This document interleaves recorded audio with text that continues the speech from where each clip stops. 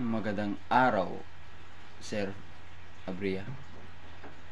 Ako po pala si Mark Anthony, gumagawa ng Dream Basilio. Ako nga pala si Basilio, ina ko ay si Sisa. May kapatid po ako, si Crispin. Mahal ko po sila. Mahirap lamang ang buhay. Gusto ko lang naman na makasama ang aking pamilya at magkaroon ng masaya at magandang buhay.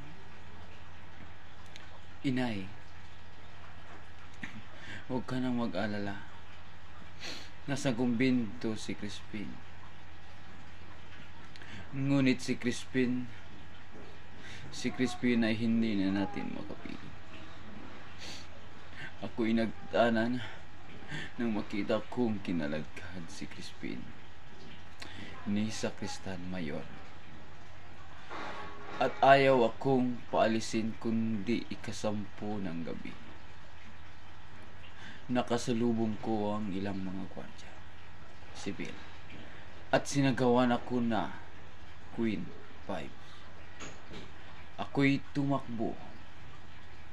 Pinaputukan ako at ang isang punglo at dumiplis sa aking sumunod na gabi. Napaginipan ko si Crispin na nagtatago sa kura. Sino nga ba ng Sakristan Mayor ang tungkod at pinalo kay Crispin dahilan ng pagkawala ng aking kapatid? Bakit?